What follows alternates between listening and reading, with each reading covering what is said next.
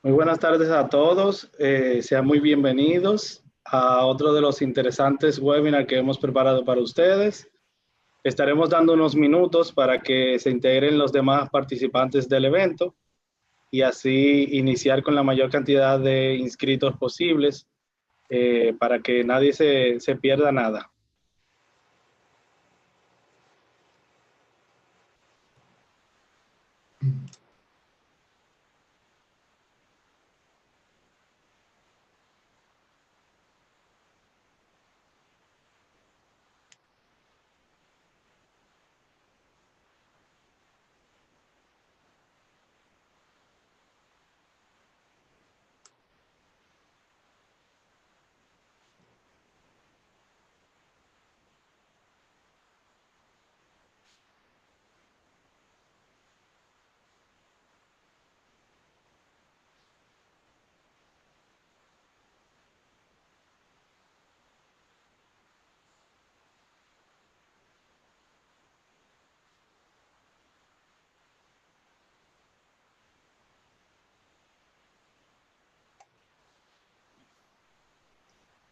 Buenas tardes. A los que se han integrado ahora, estamos esperando unos minutos a que los demás participantes se integren al evento. Dentro de poco tiempo estaremos iniciando. Muchas gracias por participar.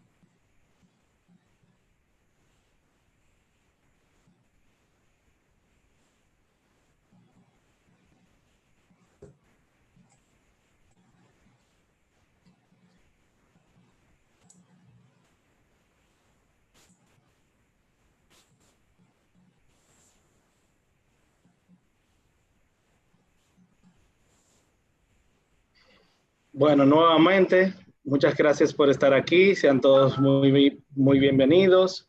Para mí es un placer estar con ustedes el día de hoy, donde estaremos compartiendo con el señor Arturo Rivadeneira, platicando sobre las empresas familiares. Arturo Rivadeneira ha cursado programas internacionales de empresas familiares en el INCAE y Tecnológico de Monterrey. El mismo posee un máster en dirección de empresas, el mismo posee un máster en dirección de empresas familiares y es consejero, instructor y conferencista de empresas familiares en Ecuador, Costa Rica y Panamá. Él además es CEO, fundador de Fan Business y ha colaborado como instructor de esa temática en diferentes cámaras de comercio, de las cuales podemos citar algunas. Podemos mencionar como ejemplo las cámaras de comercio de Guayaquil, la Cámara de Comercio de Quito y ahora con nosotros en la Cámara de Comercio y Producción de Santo Domingo, participando en la misma temática. Arturo, buenas tardes y bienvenido. Buenas tardes con todos, muchas gracias Cristian, gracias por la invitación, inclusive a todos los que hicieron posible materializar este webinar, inclusive a toda la directiva de la Cámara de Comercio y Producción Santo Domingo. Muchas gracias a todos los participantes por estar aquí y pues iniciamos. ¿Estamos bien? Sí, no. Bien, de todas maneras quisiera comentarles un poco la mecánica. Vamos a tener la oportunidad de hacer algunas preguntas a lo largo de la presentación. Si ustedes lo desean, podrían escribirnos directamente en el chat. ¿No es cierto, Cristian? Sí, así es. Tenemos una sección especializada que es de preguntas y respuestas, donde cualquier inquietud que vaya surgiendo a medida de la presentación, pueden irla realizando ahí y en la medida de lo posible, durante las temáticas vayan cambiando, pues la vamos consultando y la vamos realizando. Excelente. Bien, entonces iniciamos, ¿no? Sí.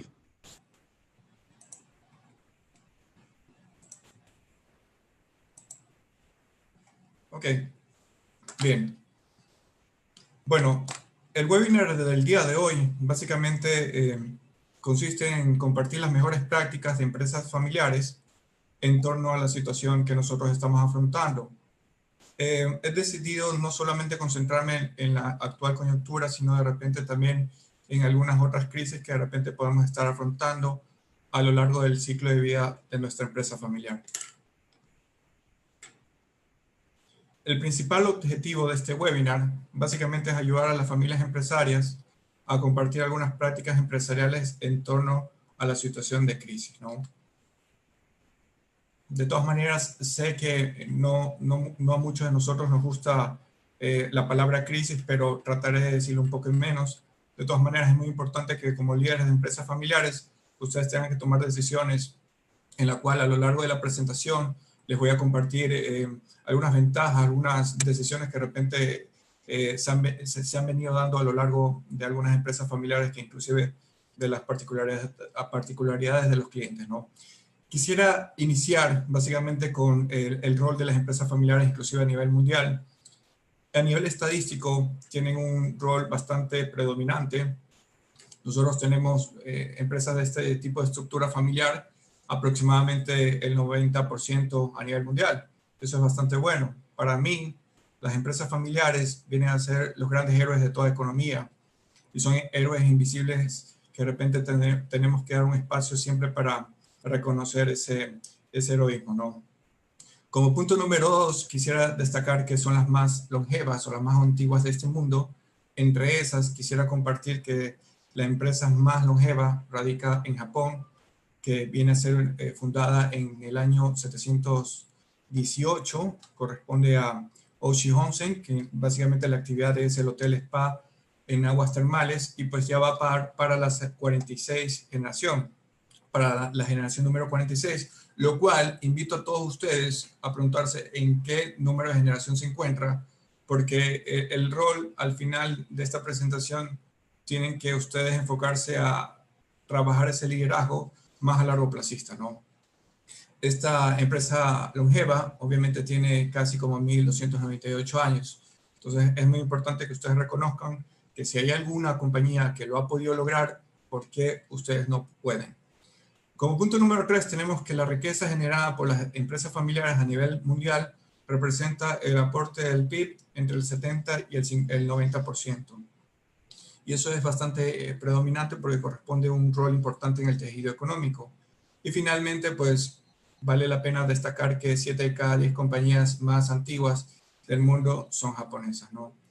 Lo que yo quisiera compartir de fondo en esta presentación es que Japón ha pasado por muchas crisis bastante fuertes. De repente temas a nivel inconvenientes en la naturaleza, tsunamis, terremotos, bombas atómicas y algunas otras cosas más.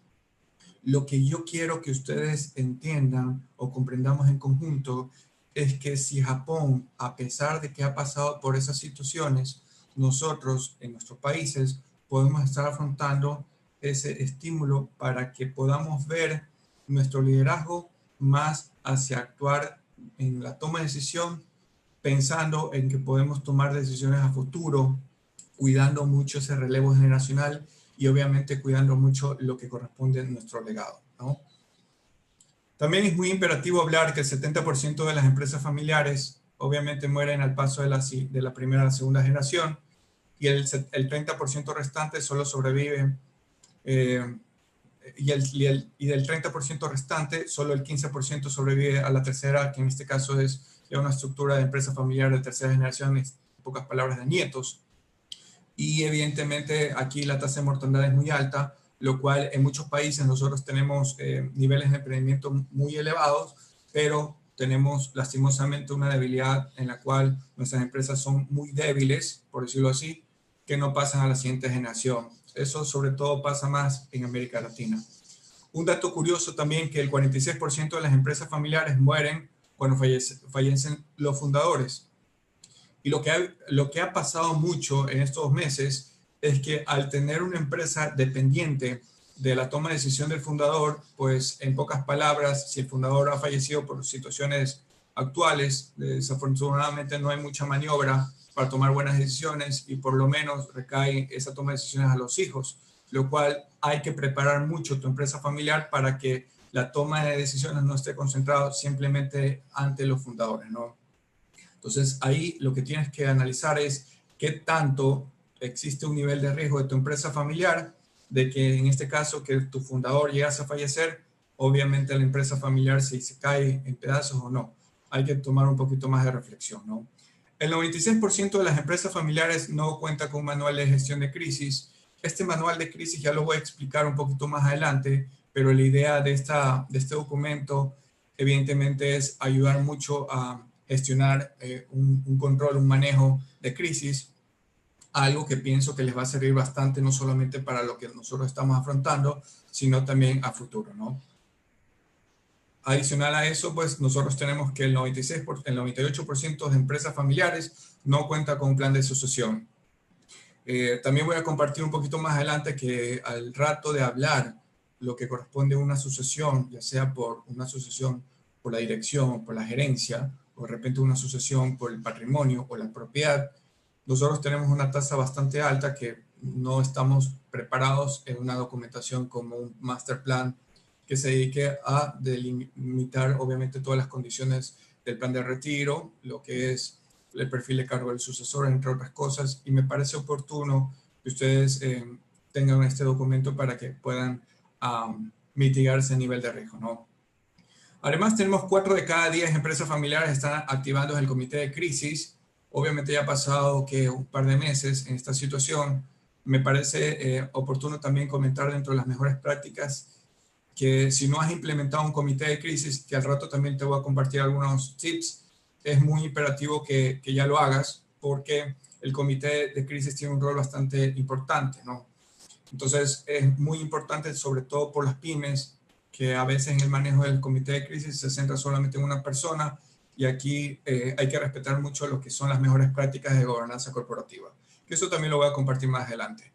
Finalmente, el 96% de las crisis de las empresas familiares se pudo haber prevenido por obvias razones, ¿no?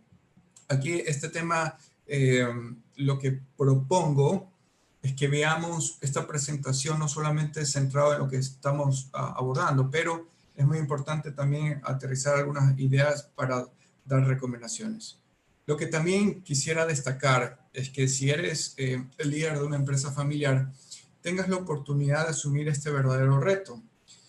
Es no solamente centrarte en generar bienestar económico desde de la empresa, porque hay algunos fundadores que he tenido la oportunidad de conversar y piensan que evidentemente es una máquina de hacer dinero, pero lo que quisiera tratar de cambiar el enfoque de cada uno de los participantes es buscar la forma como visionas o visualizas tu empresa familiar como si fuera parte de un legado para entregar a las futuras generaciones. Entonces, en este caso, el gran reto que debes de asumir básicamente es preparar a tu empresa familiar para que dure al menos 4 malos sucesores, ¿no? Evidentemente la tasa de mortandad es muy alta, pero la idea es que mientras más te preparas hacia un proceso de profesionalización de las personas o de la familia y de institucionalización de la compañía, esto lo vas a poder lograr. Bien, para entender un poco lo que estamos hablando del tema de la gestión de crisis o lo que causa la crisis, es muy importante identificar qué es lo que provoca o cuáles son las causales, por qué están fracasando estas empresas, ¿no? Número 1, obviamente es la falta de profesionalización e institucionalización. Aquí es donde nosotros empezamos a confundirnos en términos. En primer lugar, la profesionalización es un tema básicamente de poder preparar a la familia, a los próximos sucesores, obviamente a subir de nivel de un tema netamente de toma de decisión. Si es que nosotros vemos que los miembros de la segunda generación o la familia entera no tienen un nivel de profesionalización, el nivel de riesgo de fracaso es muy alto, por lo cual tienes que recompensar contratando a otras personas no familiares para que te ayuden en la toma de decisión. Sin embargo, para destacar la diferencia entre institucionalización, es que yo tengo que preparar mi compañía para poder tener lineamientos, normas, procedimientos instructivos con el propósito de tener un poco más blindado que si a cualquier persona llegase a tomar decisiones, podamos ya delimitar la cancha. Y evidentemente estos dos puntos son muy importantes para poner orden y disciplina. Yo creo que de nada te sirve tener un nivel de facturación muy elevado al final del año si no tienes orden y disciplina. Para mí es muy, se puede decir, digno de admirar que cuando una compañía, a pesar de ser una pymes, una microempresa, es ordenada y tienes básicamente un nivel de disciplina de los familiares hacia la compañía, a la larga vas a tener ese nivel de longevidad que tú deseas. Si solamente te concentras en tener un volumen de facturación alta y no tienes una compañía ordenada, existe la posibilidad de que puedas tener una tasa de mortandad en el fracaso de la siguiente generación. Por otra parte, es muy importante trabajar mucho en lo que es la gestión de conflicto. Antes se escuchaba mucho lo que era el término de resolución de conflicto. Ahora los términos han cambiado. Ya se está hablando mucho de lo que es gestión de conflictos o conflictología. Y en esta parte hay que entender que una de las cosas que podemos estar generando parte del fracaso es que existen desacuerdos o conflictos a nivel familiar. Sin embargo, en esta parte tenemos que hacer un poquito más de reflexión, que la tasa de divorcios cada vez más alta, el tema de infidelidades también que ocurre bastante hoy en día, la falta de valores, la gestión mucho de las emociones, inclusive el tema del rencor, el orgullo y la ira o el resentimiento. Obviamente tenemos que tener mucho cuidado con eso porque esa parte que se llama la parte suave, la parte soft de una empresa familiar, no hay que subestimarla. He tenido la oportunidad, lastimosamente, de llegar a presenciar de que hay muchas empresas que se han caído porque existe un divorcio de por medio y la compañía no soportó esa división familiar, por lo cual, evidentemente, ya fracasa o quiebra esta empresa, ¿no? Por otra parte, como le estaba comentando, la falta de orden y disciplina. Obviamente hay que tener siempre políticas vivas, reglamentos y procedimientos, y ahí cada uno de ustedes tiene que analizar un poquito más de qué forma podemos instrumentar cada uno de estos documentos, ¿no? Si alguna familia o algún de repente familiar llega a comportarse indebidamente, pues ya sabemos que tenemos que aplicar las políticas. Por otra parte, tenemos la ausencia de roles en los familiares, y aquí hay que analizar un poquito qué tipo de políticas nosotros aplicamos. Las más comunes, enfocadas mucho a los familiares, vienen a ser las políticas de entrada y de salida de los familiares, por obvias razones, ¿no? De repente lo más común en este tipo de políticas es de que están queriendo excluir a los familiares políticos, pero lo debe determinar la política de entrada y salida. Y esta política hay que trabajarla en conjunto, ¿no? De igual forma, también hay que trabajar mucho lo que son los perfiles de cargo, el plan de carrera y finalmente algunas herramientas que te permiten poner un poquito más de orden a nivel numérico, inclusive el sistema de remuneración, porque en estos momentos también hay de repente miembros de la segunda generación que han tenido inconvenientes por no ponerse de acuerdo en bajarse su salario o su sueldo, y de repente empiezan a haber un conflicto, lo que a veces tiene un poquito más de activación de resentimiento, ¿no? El punto número 5, tenemos la falta de dirección y planificación, obviamente provocando lo que corresponde a un estancamiento estratégico. Y a veces las pymes, nosotros tenemos errores que nos enfocamos un poquito más a nivel operativo, y cuando vemos que hay muchos errores a nivel operativo, seguramente tú piensas que el problema está en la parte operativa, lo cual te recomiendo que analices un poquito más, que posiblemente la parte gerencial o la parte estratégica, por lo que no estás haciendo bien o estás dejando de hacer, está fallando. Entonces, ten mucho cuidado que si de repente ves que existen bastantes problemas a nivel operativo, pienses que el problema está en la parte operativa. De repente, el génesis del problema está en la parte gerencial, lo cual, si tú piensas que abajo, en la parte operativa, es un problema, puede ser una causa, obviamente, ¿no? Entonces, hay que analizar un poquito más porque seguramente ahí te va a permitir tomar mejores decisiones. Por otra parte, tenemos la resistencia al cambio, el liderazgo largoplacista. Eso lo está pasando bastante, sobre todo en los fundadores, que se aferran mucho al poder, y en ese sentido, pues ya llevamos 85 años y todavía no quieren entregar la batuta o el relevo generacional. Entonces, al rato también voy a compartir un pequeño algunos pequeños tips para que ustedes analicen un poquito este tema, ¿no? Finalmente, la dificultad de atraer o para atraer a gente talentosa, lastimosamente pienso, y esto lo digo un poquito más en mi opinión personal, es que nos hemos ganado una mala reputación en traer gente talentosa. Y ahí he tenido a veces análisis con personas de talento humano que obviamente alegan o exponen de que la empresa familiar ya tiene sus candidatos elegidos y que no hay cabida para terceros no familiares. Entonces, de repente eso también tenemos que cuidarlo mucho, sobre todo en un futuro. Ahora, las razones de la quiebra de estas empresas familiares es que el 60% estamos hablando que lo provocan los desacuerdos de la administración. Y esto también hay que tener mucho cuidado porque aquí es donde papá y los hijos no se ponen de acuerdo. Y en este caso, pues tenemos que tomar correctas decisiones. El tema fundamental es que si por cualquier motivo no sabes tomar una decisión o no la argumentas correctamente, obviamente puedes tener también un cierto porcentaje al factor de fracaso, ¿ok? En este 60% también corresponde a que he sido testigo de que en cualquier momento estamos en una junta directiva y lo que ocurre es que la hermana menor le dice al hermano mayor que yo no te voy a aprobar ese proyecto de inversión porque me jalaste el cabello cuando tenía 5 años. Entonces, aquí se involucra a veces sentimentalismo que de repente no generan valor añadido a esa toma de decisión, por lo cual es muy importante buscar la forma como a través de una normativa se instrumenta el consenso a la toma de decisión, ya sea por mayoría simple, que eso también puede ser parte de lo que corresponde a la implementación de gobernanza corporativa. No obstante, el tema del 15% es porque no existe un sucesor. Obviamente, en contraste del siglo pasado, nosotros tenemos o teníamos familias donde los miembros familiares eran casi como unos 4 o 5, ¿ok? O 6 por cada núcleo familiar. Entiéndase el núcleo familiar como mamá, papá e hijos.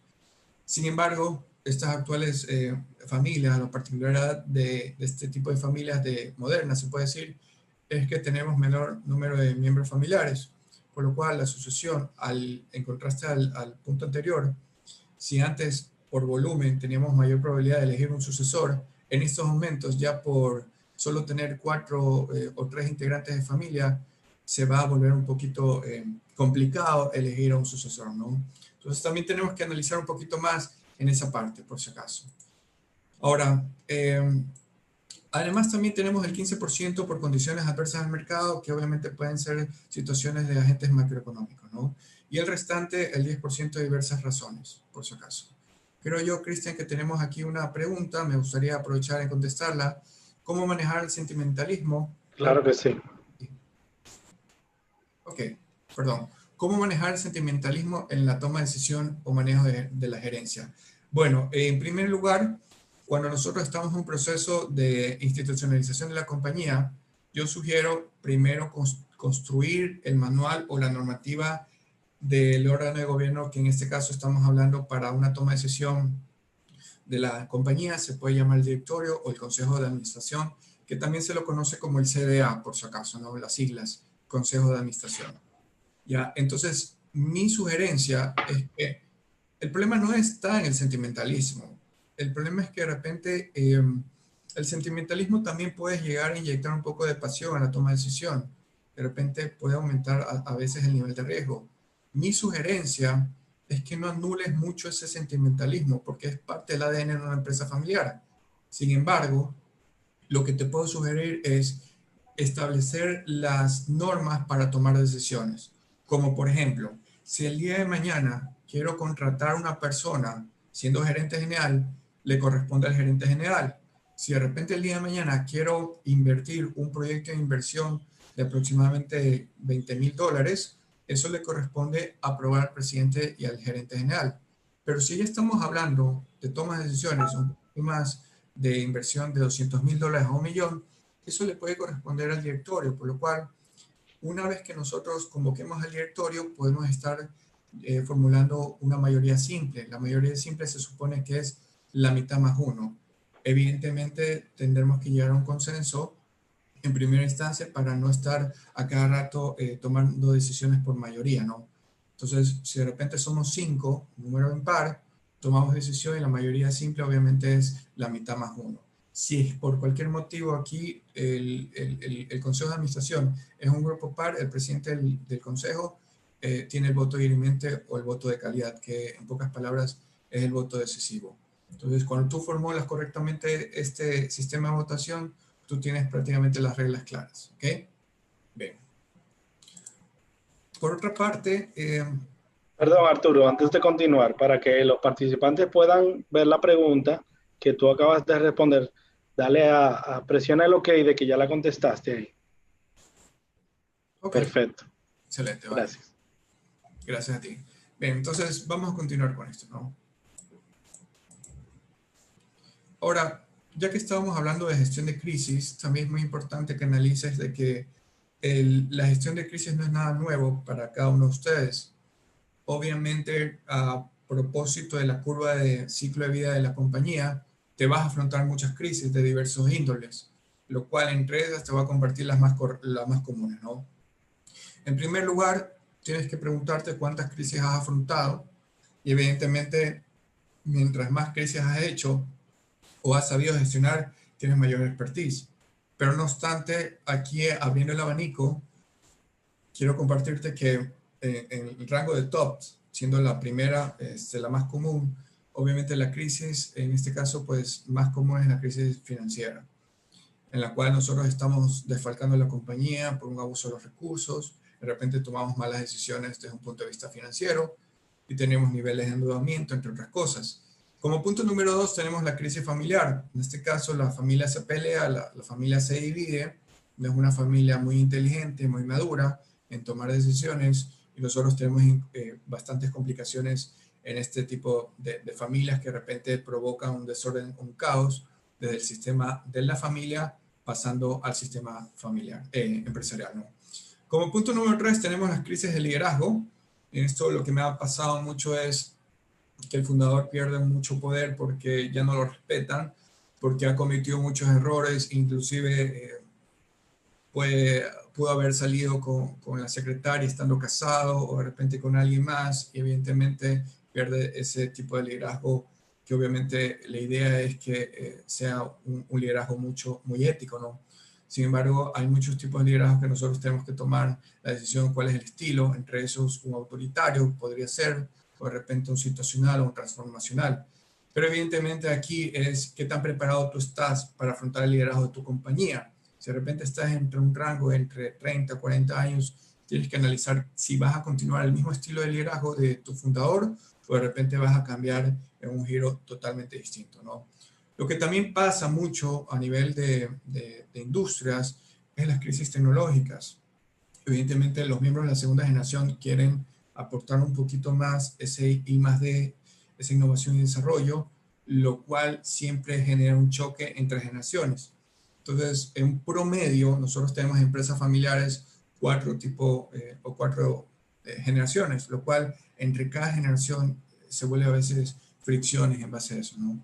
Y finalmente, lo que hay que destacar es la crisis societaria o de patrimonio, que esto también lo vamos a ver un poquito más adelante porque la idea es que lastimosamente nos hemos preparado para ser más colaboradores, pero cuando nosotros necesitamos estar en una junta de accionistas o una junta de socios, lastimosamente no sabemos cómo comportarnos. Y eso me dirijo un poquito más a los miembros de la segunda generación, ¿no? Que a pesar de que tienen paquete accionario, no están conscientes de llegar a profesionalizarse a un buen manejo de la junta de accionistas. Arturo, perdón, tenemos una pregunta. Excelente. Nos preguntan por aquí que si una empresa familiar está conformada por 3 familias de integrantes, de 5 integrantes cada uno, o sea, de 5 miembros de la familia, de cada familia, se suscribe un pacto de familia para el mismo, para Sí, la empresa como tal. sí, entiendo que por la terminología del pacto de familia, a ver, lo que pasa es que estamos hablando, si el pacto de familia es el protocolo de familia o constitución familiar, yo recomiendo que sí, ¿ok? El tema es que mientras más familias estén ahí, tienes que saber delimitar la cancha, por decirlo así. Entonces, Es muy importante trabajar en los pactos familiares, lo cual podrías estar jugando un pacto por cada familia o por último un pacto interfamiliar, que también te genera más importancia porque ahí la situación es que mientras las cabezas o los líderes o los fundadores de esas tres familias permitan tener con su rol de autoridad bastante en regla las cosas, no va a pasar nada, aparentemente. Pero cuando se sume los miembros de la segunda o la tercera generación, ahí posiblemente pueda generar una cierta situación un poquito distinta, inclusive a veces en complicaciones entre primos, sobrinos, de repente hay familiares de otra rama, ¿no? Entonces hay que tener mucho en consideración y mi respuesta es sí, definitivamente, pero no solamente debería ser ese instrumento. Al rato también les voy a compartir otros tips que va a alimentar esa respuesta, por si acaso. Y dentro de esa misma respuesta, pregunta, si una de las familias decide no acogerse al pacto estipulado, ¿qué pasaría o qué se pudiera solucionar en este caso?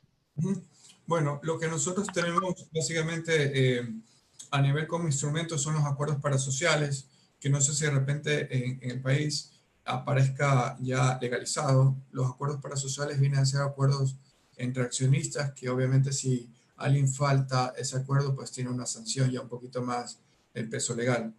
De no tener ustedes esa herramienta legalizada, por decirlo así, es mejor que en el protocolo se establezca un sistema de sanciones o penalización, que si alguna persona llegase a faltar el respeto al protocolo, obviamente tendrá su sistema de sanción.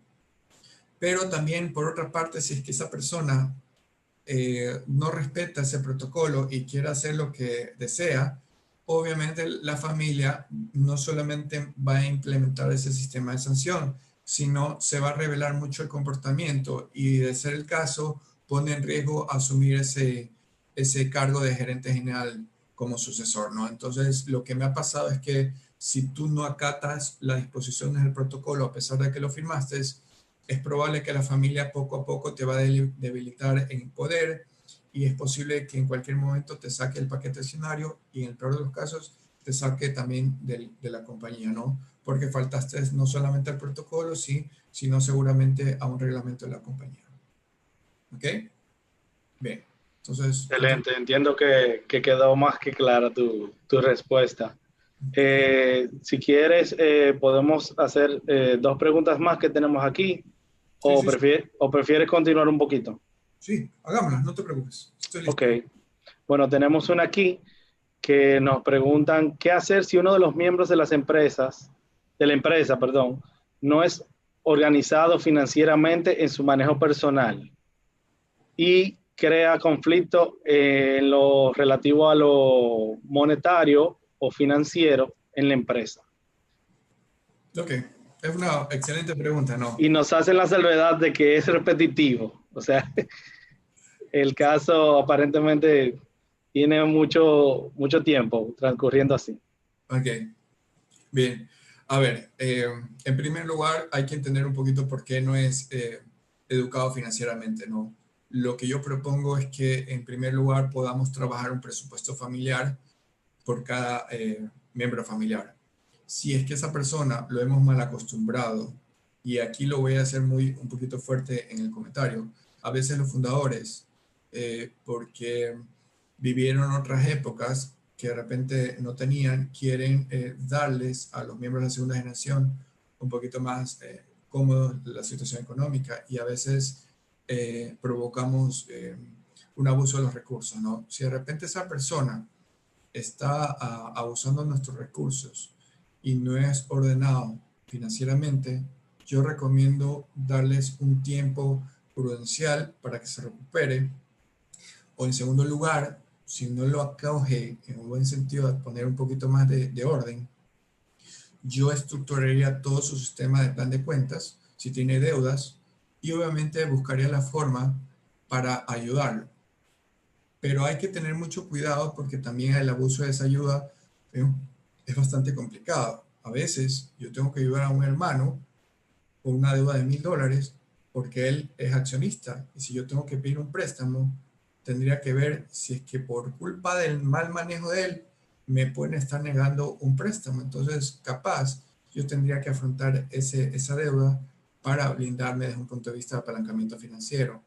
Pero concretamente te diría que la idea es que él tenga una persona que pueda ayudarle en la parte financiera, como un rol de mentoría, o el financiero, o el contador, para que poco a poco le ayude a tener esa educación financiera.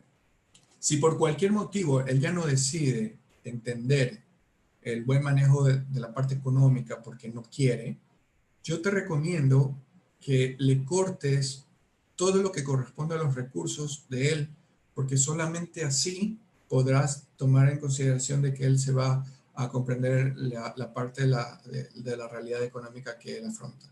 Lo que me ha pasado también, y no es mi primera opción decirlo, es que cuando una familiar es separado de la compañía, empieza a valorar lo que realmente no lo hizo cuando estaba en esta.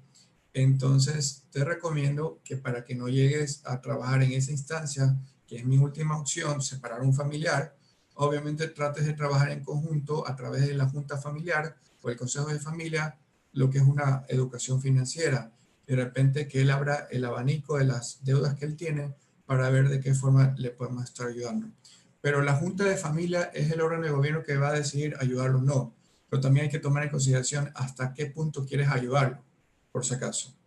Pero lo que sí me ha tocado también decirte, te lo voy a decir muy rápido para no aburrirte mi respuesta, es que a veces tú tienes que ayudar eternamente a un familiar, porque el costo de no ayudarlo podría ser menor a equivocarse de repente. ¿Qué quiere decir con eso? Imagínate, yo a Cristian es mi hermano y yo lo tengo que ayudar $100 y le subsidio en la compañía, porque ya no puede generar más recursos económicos. Pero resulta que si yo no le subsidio esos $100, él posiblemente pueda estar cayéndose en las drogas o pueda caerse en situaciones de alcoholismo, lo cual mira que la parte económica, los $100, posiblemente sea una ayuda, que de repente no sea la primordial, pero si no lo ayudas, posiblemente vaya a caer en otros errores. Entonces hay que analizar un poquito más esas consecuencias, por decirlo así. No sé si, Cristian, tenemos otra pregunta. Sí, excelente, excelente. Me gustó mucho tu respuesta y tu análisis. Tenemos una aclaración de que nos aclaran aquí de que sí existe el protocolo de familias en los órganos de gobierno. Y con relación a otra nueva pregunta, en tu experiencia, ¿cuál es el promedio de tiempo que transcurre para formalizar el traspaso generacional? Ok, bien. Del mando de una empresa familiar de una generación a otra. Bien, para hacer un relevo generacional aproximadamente se demoraría en una velocidad crucero, digamos así, ¿no? 4 años en promedio. Ahora, existen relevos más rápidos que de repente son relevos bruscos. Cuando fallece un fundador, posiblemente pues tengas al día siguiente que tomar las decisiones o estar sentado en la silla de papá. Ese tipo de situaciones de cambio generacional son muy rápidos y obviamente tienes que buscar la forma de a través de un equipo consultivo apoyarte mucho porque a veces no lo están manejando correctamente. Pero en promedio se dice que para hacer un relevo generacional se requiere 4 años. A mí me parece a veces mucho, a veces poco, ¿no? Lo ideal sería que pues estés preparado para asumir ese cargo de la alta gerencia. Ok, muchas gracias. Vamos a continuar con la presentación y luego continuamos en el siguiente tema con más preguntas. Excelente, vale. Ok, por otra parte quisiera destacar que a nivel de las crisis que nosotros podemos afrontar a lo largo del ciclo de vida de la compañía, obviamente también hay aristas de que corresponden a nivel de la familia. Tenemos crisis evolutivas, cambios de edad, etapas de vida, choques generacionales también. Lo que había destacado es, punto número 2, familiares o las crisis familiares, infidelidad, celos, rutina, entre otras, también falta de comunicación. Punto número 3, tenemos salud y muerte, que las situaciones en la familia se están desencadenando muchas cosas que de repente no sabemos cómo controlarlas, como en este caso una enfermedad crónica. Y una situación muy común en estas empresas familiares es que en el sistema familiar tenemos crisis económicas, ¿no? Y lo que he decidido es abrir un poco el abanico para entender cómo se pueden presentar las crisis a nivel de la empresa, de la familia, del patrimonio. Y lo que vale destacar a nivel de la empresa son las que había comentado un poquito más, pero te estoy compartiendo unas nuevas. En primer lugar, la crisis de liderazgo. También te estoy aportando con la crisis estructura generacional, que realmente ahí es donde nosotros tenemos que entender qué tipo de estructura nosotros tenemos, un poquito más horizontal o vertical, y va a depender mucho de lo que quisieras, ¿no? Y sobre todo por algunas otras variables, como por ejemplo en qué sector en particular o actividad económica te encuentras, cuántos colaboradores tienes y de repente qué tipo de ADN tiene la empresa familiar, porque si buscas tener un poquito más vanguardista, pues ya aplicas otros tipos de estructuras en la organización. Como punto número 3 tenemos que la crisis económica y la financiera, que evidentemente son cosas que ocurren con bastante frecuencia, sobre todo en las pymes. Y finalmente la crisis tecnológica. Ahora, lo que quería también compartirte básicamente es en el tema de las crisis más comunes que tenemos en el sistema de patrimonio o también de propiedad. Entre estas tenemos distribución de acciones o participaciones. En este caso, pues la típica crisis que se desencadena es por un error de no saber administrar la parte equitativa versus la igualitaria. ¿Qué quiere decir con esto? Y esto seguramente lo vas a vivir. En primer lugar, si yo tengo 4 hijos, yo necesito ver si a cada uno le doy un 1% del paquete accionario. Ese criterio es por igual, ¿ok? Es a cada uno le estoy dando por igual. Pero de repente hay 2 accionistas que están fuera del país y no están trabajando, ¿ok? En la compañía y no le interesa más que sea tener el rol de socio o accionista pasivo, por decirlo así, versus los hijos que sí están trabajando día y noche. Obviamente el criterio de los fundadores podría ser que dentro de esa distribución sea que a los 2 hijos que están acá trabajando, pues le vamos a dar un cierto porcentaje mayor. Por lo cual, en este caso tenemos que saber distinguir entre la equitativa y la igualitaria, ¿no? Y aquí es donde empieza a haber comentarios, de repente, papá, no es injusto, no me has dado las cosas como yo necesitaba, tú me ofreciste una cosa y sales con otra cosa, entre otras cosas, ¿no? Pero bueno, como punto número 2 tenemos la fuga de acciones por problemas legales o separación de bienes, que también se lo conoce en inglés el prenup. Estas situaciones que tienes que tener mucho cuidado porque está muy de moda hacer las separaciones de bienes, obviamente antes de casarte, ¿no? Entonces, si no tienes un buen manejo de esto, pues puedes provocar una crisis a nivel del patrimonio. Finalmente, tenemos dentro de los conflictos entre socios por no saber manejar o gestionar una junta de socios accionistas. Lo que quiero dejar claro es que ya dejas de trabajar o tienes que entender que tienes que dejar de trabajar 20 años en la empresa porque a la larga es más rápido o mucho mejor cambiar de contratar a un gerente no familiar en el peor de los casos, ¿no? Pero llega fundadores o de repente llegan miembros de la segunda generación que trabajan durante 30 años en el mismo cargo y nunca se prepararon para ser mejores directores o mejores accionistas. Entonces, yo te invito mucho a que analices un poquito más qué tiempo estás trabajando en la empresa. A lo mucho debería ser unos 5 años, 6 años, y ya para prepararte un poquito más para la expertise de ser director y estar entre la junta directiva o de repente lo que se conoce como en inglés, Board of Directors, ¿no? Entonces, ten mucho en consideración de que estás cayendo en una trampa, porque para mí sería mucho mejor que te prepares para ser mejor accionista que estar trabajando en la empresa familiar, ¿no? Está bien que conozcas un cierto tiempo, pero tampoco que te quedes 20 o 30 años trabajando, ¿no? Ok. Por otra parte, nosotros tenemos algunos conflictos en la empresa familiar y esto se concatena mucho con la temática, compartir mejores prácticas para que tengas mucho cuidado en la gestión del conflicto y también de la crisis. Número 1, posponer el debate en temas importantes a corto plazo para evitar un tema de conflicto a largo plazo. Esto es lo que pasa mucho, de que papá o mamá no quieren tocar estos temas porque quieren tocarlo de repente más adelante para evitar, pero no lo estás resolviendo. Simplemente estás ganando un poquito más de tiempo, pero eso se puede estar generando un boom demasiado fuerte en la conflictología, ¿no? Como punto número 2 tenemos no separar los ámbitos familiares y empresariales. Y me ha tocado mucho que a nivel de la alta gerencia me preguntan, Arturo, ¿cómo puedo yo hacer para separar el ámbito de la empresa familiar con el ámbito del sistema empresarial? Yo te digo, no te desgastes, porque al ser una empresa familiar, los dos sistemas van a estar siempre conjugándose. Entonces, es desgastante intentar separar, ¿no? Por si acaso. Así que mejor utilízalo eso como una fuerza de que de repente tengas la parte de familia, esa parte suave, esa parte emocional, versus la parte racional que debería estar imperando en la parte del sistema empresarial. Como punto número 3, tenemos los conflictos que surgen del fallecimiento de las empresas, de la persona, perdón.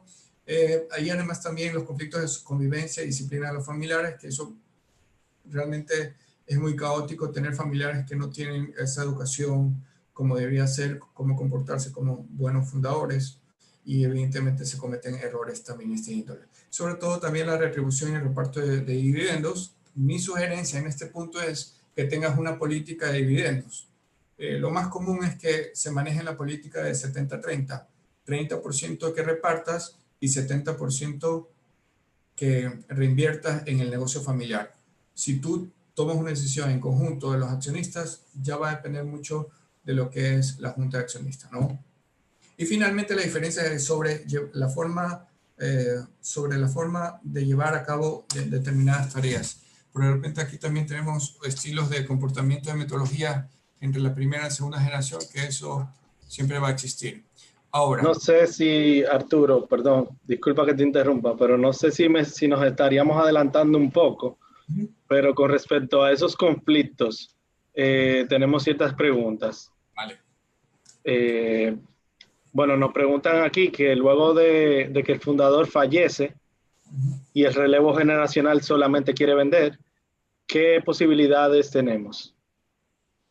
Ok, necesito la aclaración. ¿Vender qué cosa? ¿Los activos improductivos?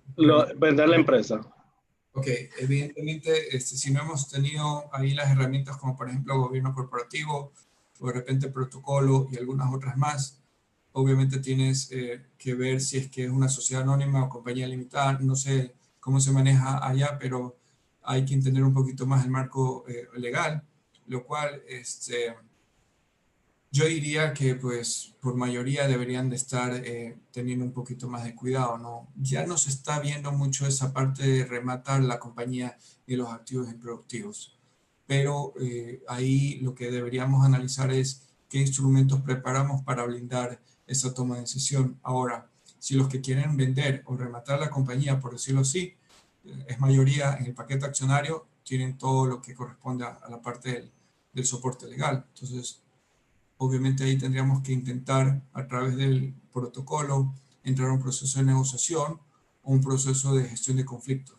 En este caso tendríamos que ver qué es lo que podríamos estar haciendo con la compañía y no solamente venderla, sino de repente en dividir por partes, que también no es una buena opción, ¿no? Porque debilitas esa empresa familiar, pero también se puede estar manejando. Ahora, lo que yo también te digo es que en el protocolo de familia hay unas oraciones que se pueden estar diciendo: bajo ningún concepto se va a vender la compañía siempre y cuando exista mayoría unánime, y la mayoría unánime significaría que todos estemos de acuerdo. Entonces ahí obviamente puedes escudarte un poquito más. ¿Ok? Ok, de acuerdo. Entonces, siguiendo por esa misma vía, ¿cuál es la mejor manera de elaborar un plan de sucesión cuando uno de los familiares ya no quiere pertenecer a la empresa, pero esta persona ocupa un cargo fundamental dentro de la institución?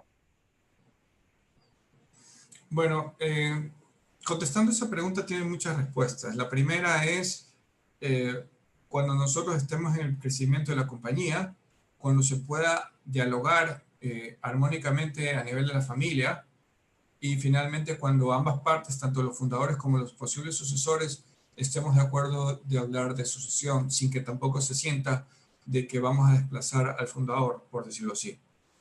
Entonces, si me preguntan concretamente cuándo, yo creería que la respuesta final es cuando podamos estar hablando muy sabiamente del proceso de sucesión.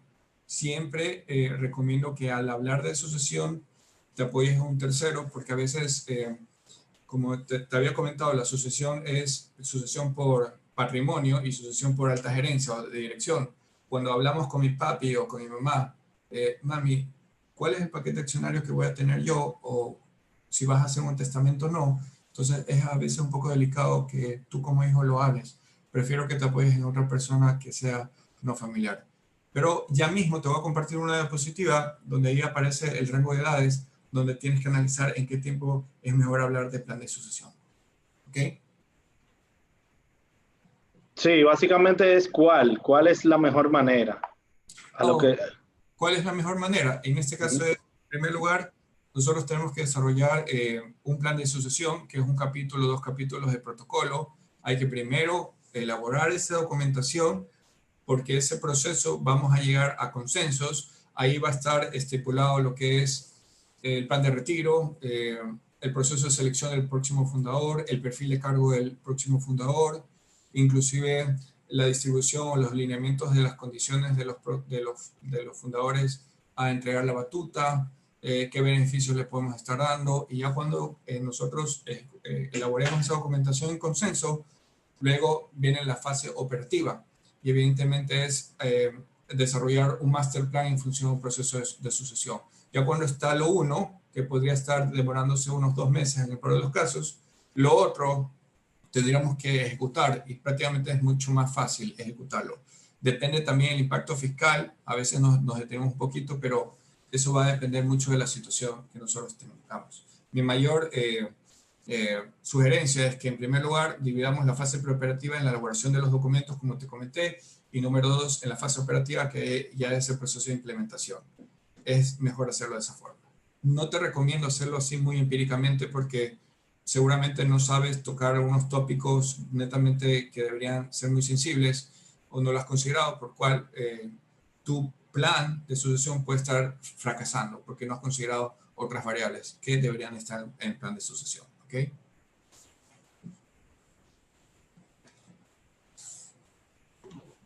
de acuerdo. Creo que podemos continuar un poquito para no retrasarnos mucho en la presentación. Ok, vale. Ok, por otra parte nosotros tenemos la fase de las crisis, ¿no? De repente también podemos concatenarlo con lo que estamos afrontando, pero también quisiera que exista una capacidad de visualizar este tema de un poquito más a 2000 pies de altura, ¿no? ¿Qué quiere decir con eso? Que en primer lugar veas que el comportamiento de una crisis se divide en tres partes. Número uno, lo que estamos hablando de una precrisis, anticipación, conformación y preparación. Número dos, lo que corresponde a la respuesta en crisis, que es prácticamente el accionar un consejo o un comité de crisis. Y en este caso, pues ya estamos hablando que nosotros estamos afrontando ya la situación crítica, ¿no? Y punto número tres, el post-crisis o la post-crisis, que en este caso es aprender de los errores para prevenir situaciones futuras similares. Al rato lo que me ha pasado es que la familia no le interesa mucho el punto número tres, ¿ok? Dice, ya pasamos esto, ya no tengo tiempo para analizar un poquito qué fue, qué es lo que hice mejor, qué es lo que hice peor, pero mi sugerencia es que sepas analizar las tres crisis. Ahora, lo que también te puedo estar diciendo es que dentro de los comités de crisis que he participado, inclusive en estos meses, es que he podido evidenciar que a veces existen conflictos en que no sabemos si es que estamos en una crisis o de repente estamos en una pre-crisis. Imagínense, y se los voy a poner de esta forma, imagínense que lo que ahorita estamos pasando ponemos sobre la mesa de que es una crisis y de repente viene alguien y dice, Arturo, definitivamente esto no es una crisis, esto es una precrisis, porque pone el siguiente escenario como un escenario muy pesimista y de repente, a manera de ejemplo, lo que ahorita está pasando no es una crisis, podría ser una precrisis, donde la crisis más fuerte la podríamos estar percibiendo en los próximos meses, ¿no? Entonces, han habido situaciones en las cuales inclusive entre familiares se han peleado porque dicen, papá, pero estamos en lleno, no estamos en crisis, así que no hay necesidad de activar el comité de crisis. Pero ten mucho cuidado en esos pequeños detalles, ¿ok? Bien. Por otra parte, lo que también me gustaría compartir es que analices el tiempo de una crisis.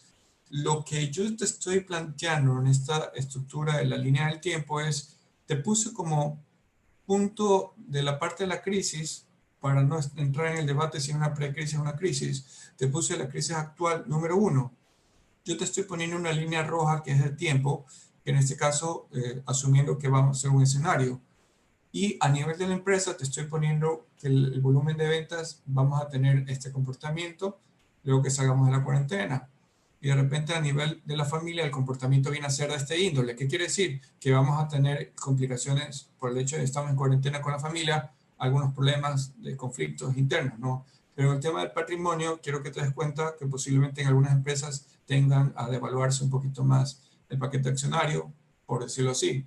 Pero lo que te quiero mostrar es que en la crisis posterior tengamos una línea amarilla, que de repente veamos que a continuación la compañía se va a ir recuperando poco a poco, pero la familia, por el nivel de confianza, por el nivel de madurez, ya está cogiendo un poquito más de sabiduría en la toma de decisiones. Entonces tenemos ahí una relación o una correlación directa entre la empresa y la familia. Y el tema del patrimonio, mi sugerencia es que en estos momentos no es idóneo en algunas empresas abrir el paquete accionario, ni mucho menos rematar prácticamente los activos, porque eso está bien visto en otras empresas, en otras crisis, por decirlo así. Esta crisis no te permite mucho maniobrar el tema de la venta de los activos improductivos, ¿no? Pero va a depender siempre de lo que es el paquete accionario. Ahora, lo que también quiero destacar es que esta crisis ha podido acelerar un poquito más esa mentalidad de cómo acogemos la cuarta revolución industrial.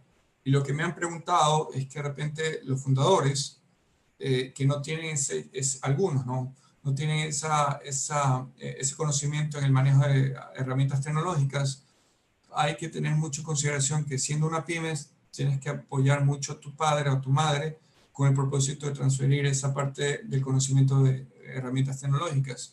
En estos momentos se sobreentiende que esta brecha de generación 1 o generación 2, obviamente tenemos que ayudar mucho a los fundadores porque el manejo de las herramientas tecnológicas obviamente debe ser un poquito más adaptativo, por decirlo así. Entonces, lo que me ha pasado mucho es que se ve en estas reuniones que los fundadores no saben abrir, ejemplo, un correo, no saben atender un WhatsApp. Entonces, la idea es que mientras más te adaptes a esta cuarta revolución industrial, obviamente tienes mayor capacidad de adaptación y sobrevivencia en el tema de la compañía familiar, ¿no? Entonces, lo que yo te digo, y de repente te invito un poquito más a reflexionar, es que esta guerra, obviamente la tenemos que pelear todos, pero hay alguien que tiene que pelear más, y son los actores de la segunda generación. ¿Qué quiere decir con eso? O sea, ya los fundadores han hecho mucho por entregar ese nacimiento de la compañía,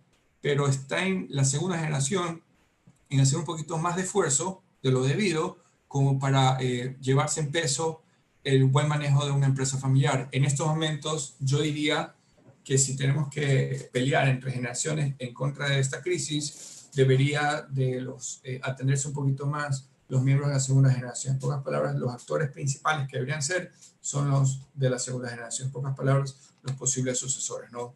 Lo que también quisiera destacar es que, en pocas palabras, las recomendaciones generales, ten mucho cuidado en analizar en dónde está tu crisis, porque en muchas ocasiones estamos cometiendo errores de identificar dónde está la génesis de esta crisis. Por ejemplo, yo tengo un problema financiero en la empresa y de repente mi problema no está aquí. Mi problema está en la familia que no tiene una buena educación financiera. Resulta que puso factura a la empresa y por ende la empresa es desordenada.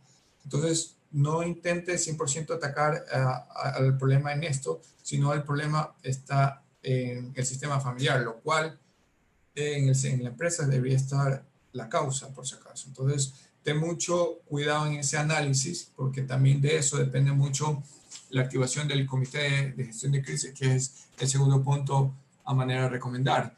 Y por otra parte, elaborar un plan de acción en función de todo lo que estamos haciendo para sacar a buen puerto esta empresa familiar. Y finalmente, evaluar y reflexionar todo lo ocurrido para prevenir situaciones futuras similares, que esto me parece muy oportuno, que inclusive el rol del fundador tenga la oportunidad de ser un mentor para los miembros de la segunda generación, porque en esos momentos, si tú eres segunda generación y has podido tomar decisiones en base a esta crisis, para próximas crisis ya vas a tener esa expertise del caso de estudio, por decirlo así, en tu empresa familiar.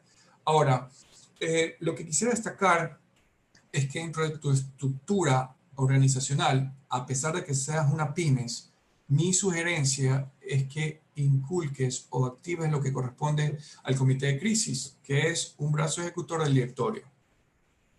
Obviamente nosotros tenemos acá la junta de familia, un comité junior, la junta de accionistas, el directorio, el consejo de administración, y esta parte tómalo de repente un poquito más adaptado a tu empresa, pero mi sugerencia es que actives el comité de crisis porque es muy importante, sobre todo en estos momentos, ¿no? Este comité de crisis no te va a engordar la nómina, pero sí te va a permitir tener una capacidad de respuesta en la toma de decisiones para gestionar una correcta crisis. Y a manera un poquito más didáctica, lo que es el comité del manejo de crisis es, en pocas palabras, en otros países se lo conoce como el gabinete de guerra o el gabinete de crisis. Entonces, acá en mi país se lo conoce un poquito más como el comité de manejo de crisis, pero el concepto es grupo de personas que se han reunido para resolver una situación de crisis y obviamente a diferencia del directorio, del consejo de familia, que es un poquito más estratégico, el comité de crisis es un poquito más a nivel de corto plazo. Y si es que existe una crisis y pues lastimosamente se generó un caos, es responsabilidad directa del comité de crisis, por si acaso, ¿no? Y el objetivo principal de este tema del comité de crisis básicamente es evaluar la crisis, determinar el nivel de importancia y el impacto y establecer procedimientos inmediatos de actuación, que más adelante también les voy a compartir un mapa de crisis muy sencillo para que ustedes vean cómo podemos desarrollar un master plan en función de eso. ¿Ok? No sé si de repente, Cristian, aprovechamos un poquito de las preguntas. Sí. Sí, tenemos una pregunta que ante la eventual violación de alguno de los protocolos de uno de los miembros de la empresa familiar, ¿quién o quiénes podrían ser los árbitros que determinen si violó o no violó dicho protocolo? O sea, ¿sería el mismo grupo familiar o alguna entidad externa es quien debería de velar como árbitro? Ok, excelente. Dentro del protocolo de familia hay un capítulo que se llama gestión de conflicto. Si es que hay un conflicto de por medio, el primer paso sería entrar a un proceso de negociación. ¿Quiénes vienen a ser los actores? Hay protocolos que ponen en primera instancia al consejo de familia. Es decir, si tú has faltado respeto a algo, primero, en primera instancia tenemos la participación directa de la gestión de conflicto a través del consejo de familia. De no haber resuelto ese conflicto, en segunda herramienta o segunda opción o segundo camino viene a ser un proceso de mediación. Hay protocolos que te determinan que en este proceso de mediación intervenga un mediador externo. Hay protocolos que también indican de que puede ser un familiar que goce de buena reputación y que de repente toda la familia le escuche y que tenga esa imparcialidad del caso. Lo que también se puede estar estipulando es que hay protocolos que pueden decir de que en el caso de que la familia tenga un conflicto, vamos a derivar a través del centro de mediación de la Cámara de Santo Domingo, por decirlo así. Entonces, ese es el segundo punto. De no haber gestionado el conflicto a través de la mediación, la parte que no se resuelve, vamos a resolverla o gestionarlo a través de un proceso de arbitraje. Y el proceso de arbitraje más común que se maneja en los protocolos, y lo he manejado bastante bien en mi caso, es que lo derivo a un centro de arbitraje de alguna cámara en particular. Entonces, no podemos ser juez y parte, entonces, evidentemente, ya ahí es la solución del caso. Y eso debería estar estipulado en el protocolo, por si acaso. ¿Ok? Sí, ahí me permito abundar un poquito en el tema, ya que en la Cámara de Comercio contamos con un centro de arbitraje, de resolución de controversias, y ya entonces sería que velen por incluir la cláusula de resolver ante un centro, ¿verdad? Exactamente. Y de hecho, si gustas, al final te puedo compartir mi correo con la página web para compartirte lo que es el texto que debería incluir en el protocolo de familia que pues, pueda ser considerado, ¿no? Por si acaso. Tenemos una pregunta más para continuar, si no, Cristian. Sí, tenemos aquí que si con este tema de la pandemia a nivel mundial que estamos viviendo, se pudieran romper lazos familiares. O sea, independientemente del grado de madurez que tengan los familiares como tal, ¿cree que esto fuera algún tema que quiebre o que pueda infligir en la conducta normal de la empresa? Sí, definitivamente lo que estamos afrontando en estos momentos o nos carcome, por decirlo así, o nos hace más fuertes.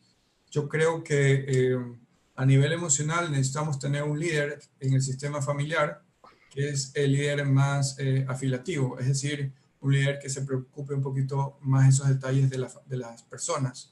El líder que también necesitamos en estos momentos es un líder más analítico, más empresarial también. Entonces, en una empresa o una familia, usualmente, no quiere decir que sea así en todos los casos, pero las mujeres tienen esa capacidad, ese rol bastante precioso de saber administrar ese liderazgo afiliativo o ese liderazgo emocional.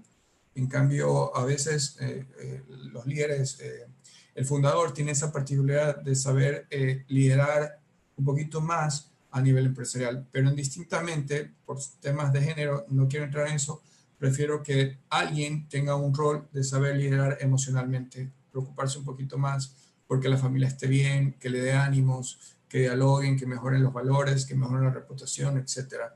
Y obviamente tener esa capacidad de saber, se puede decir, conciliar, por si acaso. Eso también es muy importante. No todo el mundo lo tiene, pero si no tenemos esa persona que asuma ese rol, obviamente va a ser un caos a nivel familiar, por si acaso. Excelente. Bueno, entiendo que podemos seguir un poquito más con la presentación Excelente. Para ganar un para poquito más. que... Claro, claro. Excelente. Ok, ahora sí. Como le estaba comentando a nivel de las funciones del comité de crisis, es muy importante dejar en claro que esto se debe plasmar en una normativa del comité, ¿no? Pero te voy a compartir algo breve en honor al tiempo. En primer lugar, planificar y gestionar la crisis, evaluar la crisis evalúa la crisis, perdón, y enmarca su importancia, elaborar un plan del manejo de crisis, obviamente gestiona un canal o gestionar un canal de comunicación de atención y respuesta rápida a fin de centralizar la información dentro y fuera de la empresa. Y en este caso, pues el rol más importante es asignar un portavoz de la empresa, ya sea un portavoz interno o un portavoz externo, y repartir responsabilidades y darle seguimiento oportuno y finalmente proteger la vida de los colaboradores y la reputación de la empresa.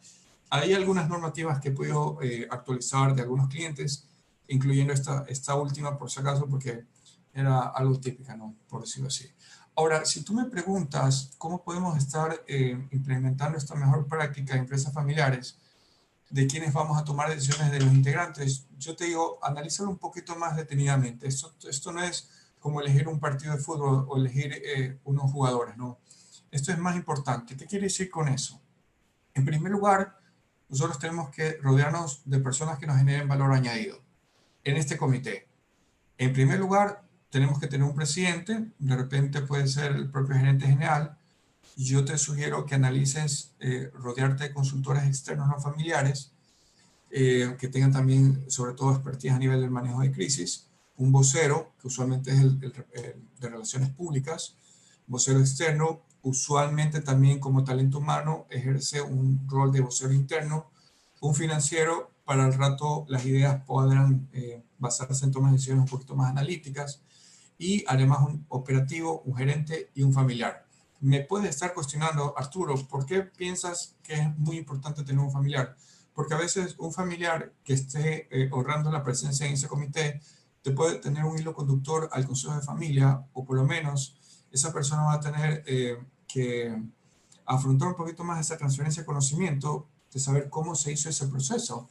Y evidentemente puede ser un próximo sucesor, alguien que se comporte muy maduramente ante un comité de crisis. Lo que me ha pasado en los comités de crisis es que, por ejemplo, algunas personas se ponen a llorar por la situación agobiante que estamos, pero eso a veces, no digo, muestra un poquito de levedad. No quiere decir que yo estoy de acuerdo con eso, pero de repente a veces hay que tomar las decisiones muy frías, muy calculadoras, y de repente esos pequeños detalles a veces no es bueno manejar un comité de crisis. No te digo que está de más, pero bueno, tú tomas la decisión al final. Lo que tienes que preguntarte es si los fundadores pueden estar en el comité de crisis. Yo te diría, Sabes, me ha pasado también que existen fundadores que ya tienen una edad avanzada de 75 años, de repente escuchar que la compañía está en desfalco. Yo no creo que de repente pueda ser oportuno por un tema de salud, por un tema de riesgo de esa persona que de repente esté en los fundadores presentes, ¿no? Hay que tener mucho en consideración eso porque a veces tratamos de evitar adornar un poquito la situación para que el fundador no se sienta deprimido, por decirlo así. Por otra parte, los muchos familiares deberían estar en el comité de crisis. Yo diría, no es un tema de cantidad, pero basta con uno que sea un representante de la familia, es suficiente. Uno o dos, no más, porque al rato van a perder un poquito la óptica en la toma de decisión. Y además, emocionalmente preparado para integrar este comité, definitivamente sí. Yo creo que es muy importante que tengas mucho cuidado porque no cualquiera puede estar presenciando un comité de crisis, ¿no? No estamos hablando de que deberíamos estar discutiendo, pero necesitamos ser un poquito más analíticos y tenemos que tener ese sentido de urgencia por la toma de decisión, ¿ok? Bien, entonces lo que propongo mucho en estas mejores prácticas es que en la periodicidad de las reuniones del comité de crisis tengas en primer lugar, número uno, que en la actual crisis, en la actualidad de crisis latente es necesario reunirse cada semana. Hay comités de crisis que se reúnen 2 veces a la semana. Punto número 2, la duración por sesión debe ser 1 hora aproximadamente. Se sobreentiende que al inicio podrías estar demorándote unas 2 horas, unas 3 horas, porque recién estás empapándote o conociendo o implementando este comité de crisis. Y por otra parte, las familias se están reuniendo en el tema de comité de crisis los lunes y tentativamente los viernes o los días jueves. Y finalmente, es muy imperativo que tengas que tener en consideración que hay que manejar un correcto forma de administrar el tiempo. A veces me ha tocado que estamos hablando del problema el 90% de la reunión y resulta que ya como estamos cansados queremos irnos y queremos ya enfocarnos un poquito más en la solución. Mi sugerencia es que sepas administrar esto del 80-20, que es el tema de Pareto. Evidentemente, el 80% debes destinarle para la solución y el 20% al problema, por si acaso. Mi sugerencia es que te apoyes en estos programas. Inclusive me ha pasado también que a veces por querer tomar decisiones muy sensibles, no quieras, hay personas que hacen captura de pantalla, lo cual te provoca también una situación un poquito delicada, posibles demandas. Mi sugerencia es que trabajes con aplicaciones que te permitan blindar esa comunicación un poquito más delicada, por decirlo, o más sensible, ¿ok? Ahora, lo que yo también te quiero decir es quiénes deberían estar o qué habilidades deberías de tener para afrontar un buen manejo de crisis. Mi sugerencia es que analicemos que estas son habilidades gerenciales. Yo te he puesto un pool de habilidades. Este punto o este color azul viene a ser lo que yo necesito en mi organización. Y aquí lo que yo estoy haciendo es, no me estoy concentrando solamente en este manejo de crisis, sino a futuro. Lo que el gerente general de tu organización debería tener, básicamente es el tema del color azul. El punto 0 es acá, el punto 10 es en la esquina que está acá. Yo te digo que mi gerente debería tener esta habilidad de calidad de trabajo, un 9/10. Pero esa persona, a través de una prueba psicométrica que se demoró 4 horas en realizar, detectamos que él tiene, digamos, un 6/10. Entonces, lo que tengo que compartirte aquí es que las habilidades más importantes que debes de tener para un buen manejo de crisis es, en primer lugar, la competencia en náufrago. La competencia en náufrago básicamente es la habilidad que te permite, con menos recursos, trabajar mucho más. En pocas palabras, la competencia en náufrago son las personas que han tenido esa habilidad de afrontar otras crisis, por decirlo así. Entonces, imagínate que tú estás en una pymes y de repente contratas a una persona de una multinacional y esa persona de una multinacional había manejado presupuesto de 2 millones para marketing o presupuesto de redes sociales. Y resulta que viene a tu pymes y la capacidad del presupuesto es totalmente diferente. Entonces, seguramente tú tienes esa habilidad de que con $100 tienes la oportunidad de alcanzar esos objetivos. Entonces, ten mucho cuidado y mi sugerencia es que trabajes en una toma de prueba psicométrica para calibrarla al cargo de gerente general. también resolución de problemas, gestión de conflictos, comunicación, motivación y delegación y resiliencia, que obviamente en estos momentos es muy imperativo tener, ¿no? Entonces, te sugiero que cada 4 años te hagas una prueba psicométrica. Para avanzar un poquito más rápido, es muy importante también que entender un poquito más la prevención de los conflictos, porque eso puede desencadenar obviamente las crisis. En primer lugar, que exista una correcta comunicación, establecer también una constitución familiar o también conocido como un protocolo familiar para regularizar las relaciones entre la familia y la empresa, obviamente bilateralmente no. Y además también la planificación o el planificar adecuadamente la asociación, definir con claridad los roles, pregúntate si tienes perfil de cargo o manual de funciones, porque si no lo tienes, obviamente hay que analizarlos o hay que ejecutarlos. Y sobre todo también crear un clima relajado y positivo, armónico. Y finalmente buscar que exista una situación de independencia positiva de los fundadores, por si acaso. Ahora, no quiero entrar mucho en este tema del tecnicismo de una gestión de crisis, pero te estoy compartiendo esta diapositiva con el propósito de que veas que no solamente tenemos un nivel de riesgo de una empresa familiar, o sea, podemos abrir el abanico de opciones e identificar diferentes riesgos que existen en el mundo de las empresas familiares. ¿Y por qué te estoy compartiendo eso? Porque después vas a tener que desarrollar un mapa de riesgo. Por ejemplo, este área de riesgo puede ser de que el fundador ha fallecido o que el fundador posiblemente puede estar falleciendo en los próximos días. Hay que prepararnos en el factor de riesgo, daño potencial, qué es lo que nos va a causar, o el control de daños, que también se lo conoce, calificación, las medidas correctoras y preventivas, y el calendario de la periodicidad. Y te estoy compartiendo brevemente este mapa de riesgo para que sepas cómo debería abrir el abanico y el comité de crisis abrir un plan de acción en función de cada uno de los riesgos que has identificado, por decirlo así. Esto no solamente quiero que me enfoques en un riesgo financiero, sino hay múltiples mapas de riesgos que puede existir a nivel de la empresa familiar. Y lo que te estoy poniendo aquí, básicamente desde el sistema empresarial, lo que puede estar trabajando es un riesgo a nivel familiar y un riesgo a nivel del patrimonio, por decirlo así.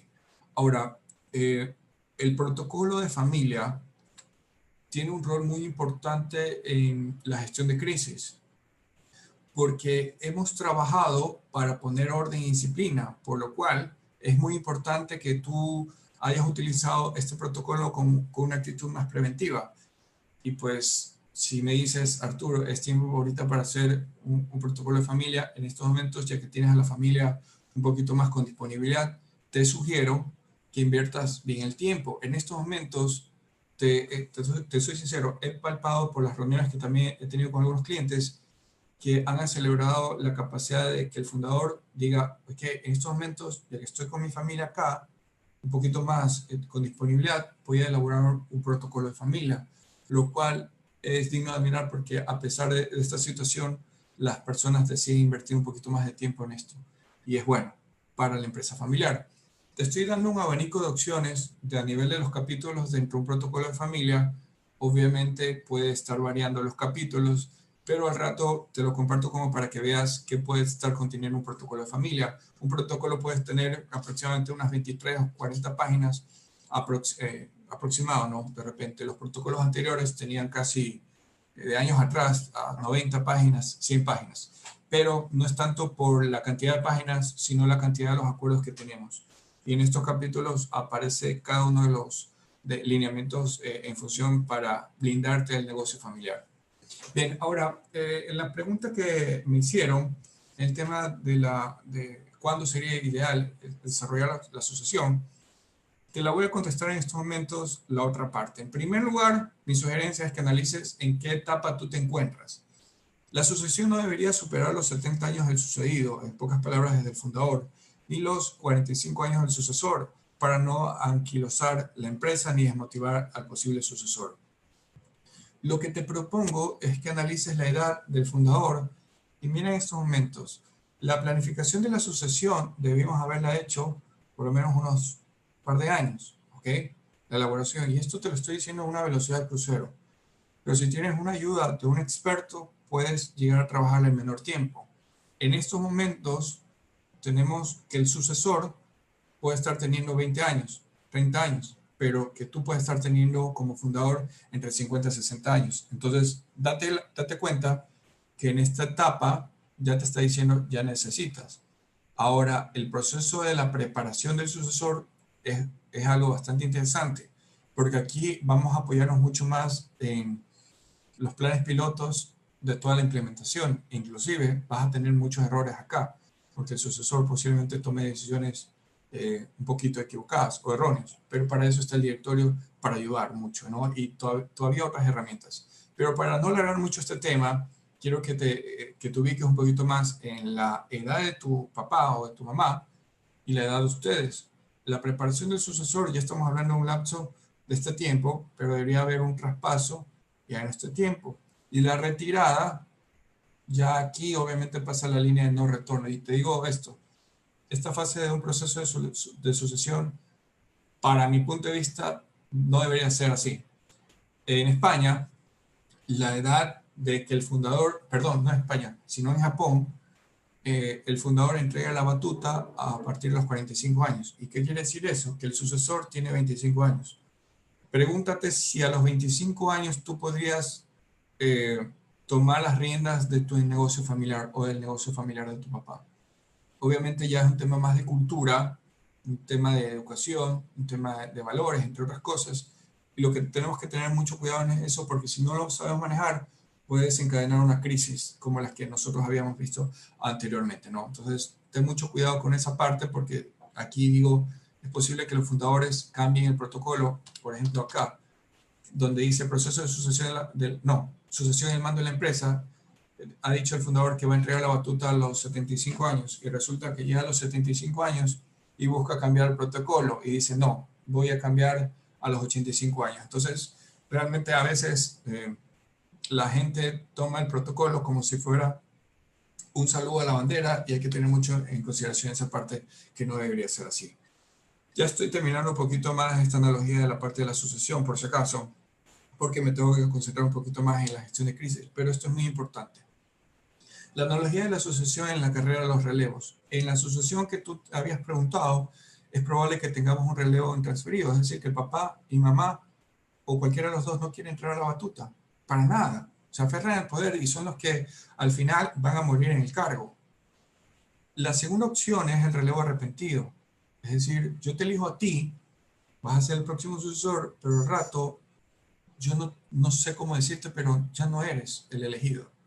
Entonces, se ha arrepentido porque se dio cuenta que él no cumple con las cualidades y por último tomó una mala decisión. Y he tenido los casos bastante interesantes en la cual hay padres de familia que no han querido decirle a sus hijos que no son los idóneos, mientras que el hijo obviamente se ilusiona de ser el próximo sucesor, pero el padre no sabe cómo decirlo. Hay que tener mucho en consideración esa parte.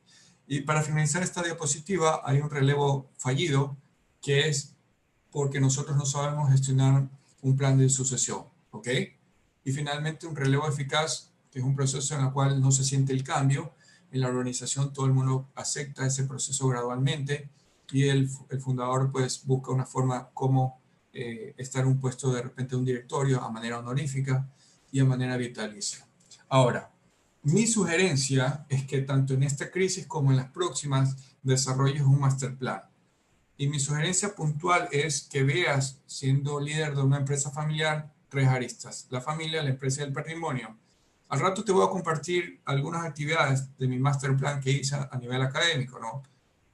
Número 1, plan de acción familiar. ¿Qué debiste o qué debes hacer? En primer lugar, elaborar presupuesto de familia ante esta crisis, inventariar medicamentos y comprar faltantes, asignar roles familiares, quién se encarga de salir, quién se encarga de estar comunicando a toda la familia, quién se encarga de hablar, de ser el portavoz, entre otras cosas, gestionar las compras, revisar documentos importantes, y en este caso testamentos y seguro de vida y de salud, porque en muchas ocasiones los seguros de salud no han tenido la oportunidad de incluir estas pequeñas cláusulas en consideración de lo que estamos afrontando.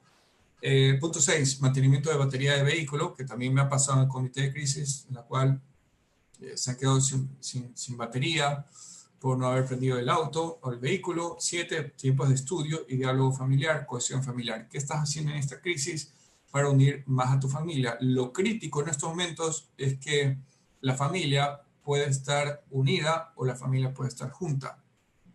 Ten mucho cuidado, porque he visto más familias juntas que unidas, ¿ok? Y finalmente la comunicación con la familia externa, ¿no? De repente con los tíos, con las abuelas, etcétera, por supuesto. Y eso obviamente puedes ir subiendo de nivel en base a este plan de acción familiar.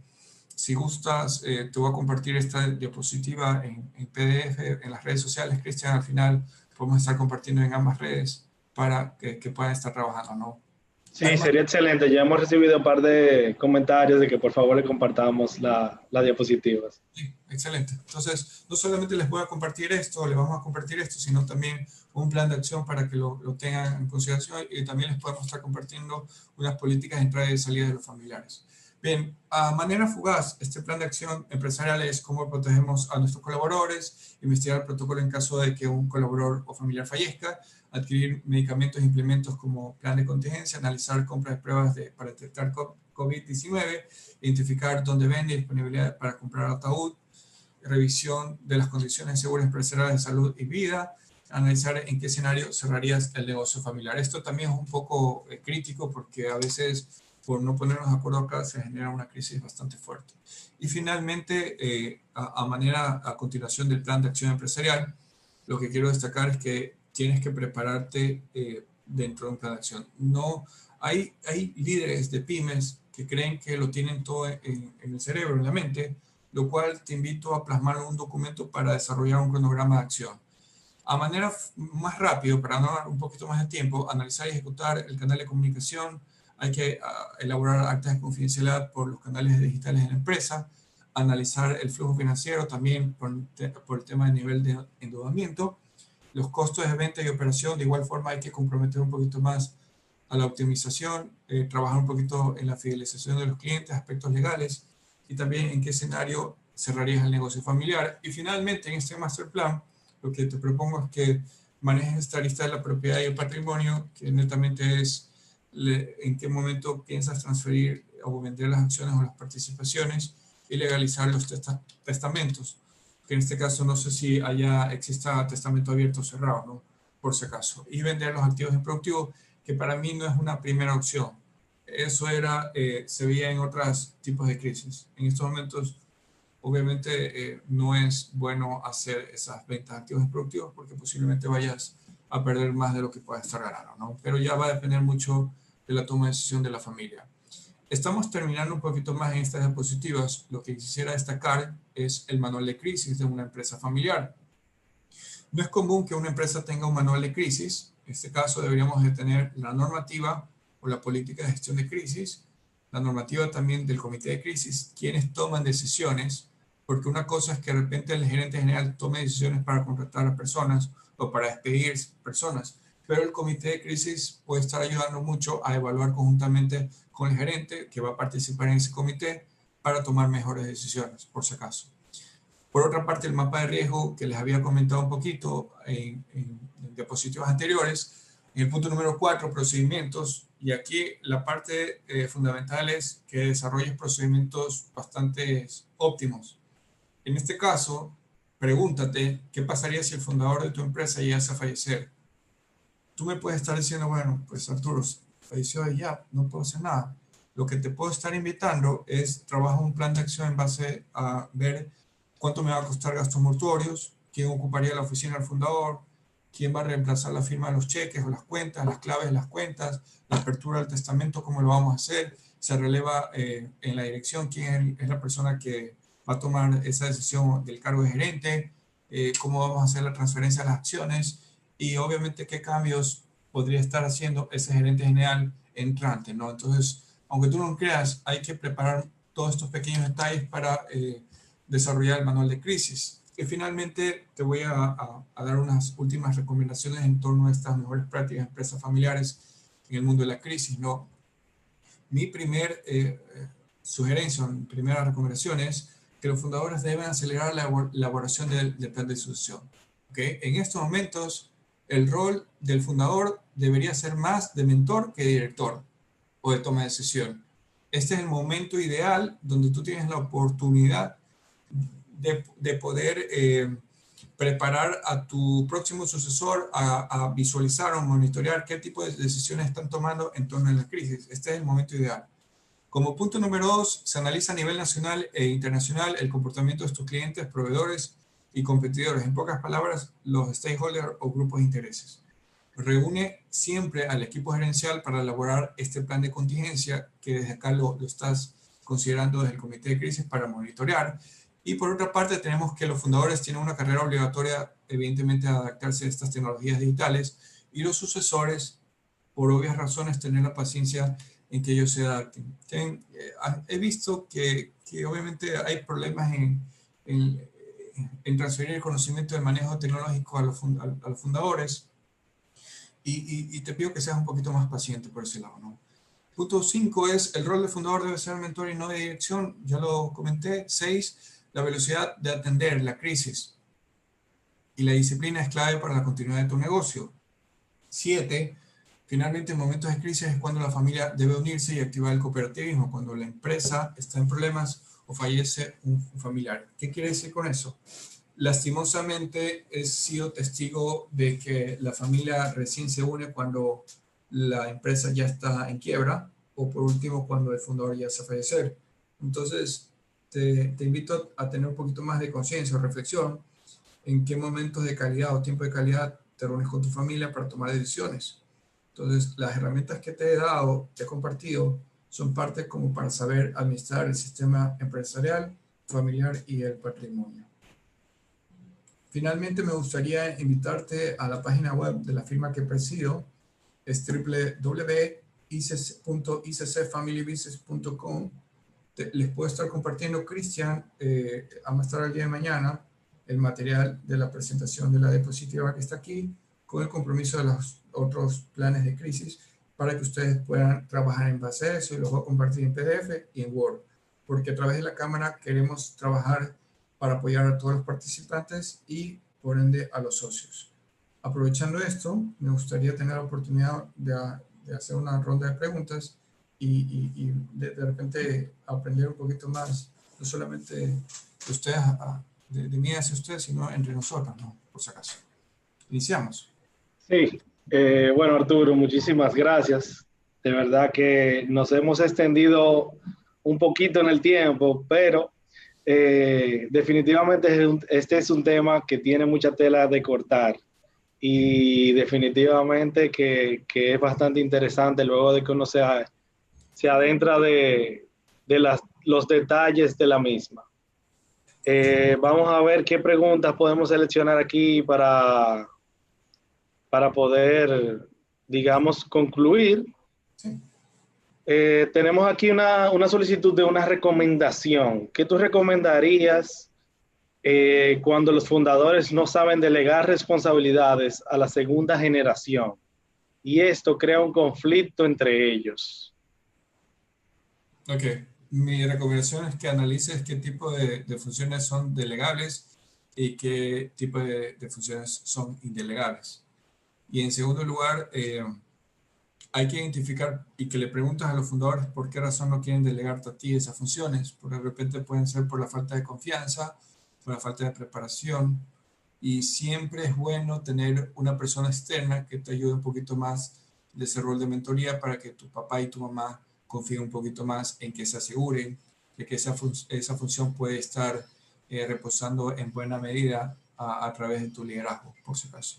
Ahí te diría que también te apoyes en un tercero para que sea poco a poco, de forma gradual, esa entrega de esa función. Ahora, si de repente hay que preguntarte a ti un poquito más de fondo, ¿por qué razón crees que no te está dando ese nivel de confianza o de delegación de esas funciones? Entonces, tienes que preguntarle directamente a tu papá y a tu mamá por qué razón para desarrollar un plan de acción en función a esa respuesta. ¿Ok? Bien. Otra pregunta que tenemos por aquí. Sí, ¿Qué pasa cuando... Quisiera complementar eso. Lo que también te quiero comentar es que a veces tú puedes tener buenas decisiones o buenas ideas, pero resulta porque tu papá y tu mamá, por obvias razones, te ve como un hijo, tienen siempre ese nivel de inseguridad. Pero si alguien que no es familiar, que puede ser tu propio consultor, dice la misma idea, seguramente tu papá y tu mamá sí van a confiar. Entonces, a veces pasa mucho en las empresas familiares en base a ese índole que de repente si tú le dices algo directamente, no te toman en serio. A veces es bueno apoyarte en otra persona que de repente puede tener un poquito más de credibilidad, por decirlo así, o de repente de madurez o mayor confianza. Y que a través de esa persona pues dialoguen entre ambas partes, por si acaso, ¿no? Excelente. Bueno, la última pregunta. ¿Qué pasa cuando el fundador no quiere hacer un plan de sucesión y o testamento familiar? Bien, si es que los fundadores no quieren hacer este plan de sucesión, invito a que los miembros de la segunda generación, que en pocas palabras son los hijos, trabajen en el plan de sucesión. Si es que han trabajado y han invertido el tiempo en esta elaboración, sugiero que lo firmen entre todos los que quieran y resulta que después, firmado, se lo entreguen o lo sociabilicen al fundador, porque a veces no quieren participar en el proceso, pero sí quieren participar en saber qué es lo que están haciendo después, por si acaso. Pero eso obviamente también te diría que tenemos que analizar cuáles son las autolimitaciones que el fundador puede tener, de repente un temor, un tema de enojo, que a veces no nos damos cuenta que estamos cometiendo en parte de ese proceso y tendríamos que trabajar mucho en eso. Finalmente, mi respuesta te diría, a veces no te centres mucho en el documento, sino pregúntale a tu papá cuáles son los miedos que él tiene o a través de otra persona para ver de qué forma él se siente más seguro en el proceso de la elaboración. Y hay que destacar que hay fundadores que me han dicho, Arturo, yo no quiero saber nada de sucesión. Hay otros que me han dicho, Arturo, ok, quiero hacerlo, pero que no me excluyan. Yo quiero siempre tener el control. Entonces, instrumentamos algunas herramientas con el compromiso de que él se sienta bastante seguro, por si acaso. Que tenga el control de las acciones, por lo menos con derecho a usufructo, hasta que el día que llegue a fallecer. Y trabajamos en otras herramientas ya legales para que él se sienta que se están acogiendo la voluntad de los fundadores, por si acaso. Ok. Ok. Bueno, Arturo, lamentablemente el tiempo se nos ha agotado, pero definitivamente que tenemos tarea para el futuro de volver a coordinar otro webinar como este. La gente ha mostrado mucho agradecimiento y sobre todo el profesionalismo dentro del área que has desenvuelto. Muchas Eh, gracias. Gracias. ya para despedir, muchísimas gracias de nuevo, Arturo, por tu valiosa presentación, así como a los participantes por estar aquí con nosotros. Manténganse en contacto con nosotros a través de nuestras redes sociales, donde podrán encontrar los próximos eventos que estaremos coordinando y preparando para ustedes. Y muchas gracias a todos, buenas tardes y lástima que el tiempo se nos terminó porque definitivamente muy interesante, Arturo. Muchas gracias, Cristian, por la invitación y gracias a todos los participantes. Por mi parte, me hubiese quedado hasta las 2 de la mañana. Es un tema que tanto me apasiona, pero evidentemente cada uno de nosotros tenemos que hacer algunas otras actividades y pues para mí es muy importante haberles servido a ustedes en esta transferencia de conocimiento y será gustoso poder participar en otro webinar que ustedes me inviten, ¿ok? Claro que sí. Puedes contar con eso. Muchas gracias, Arturo, y buenas tardes a todos. Muchas gracias.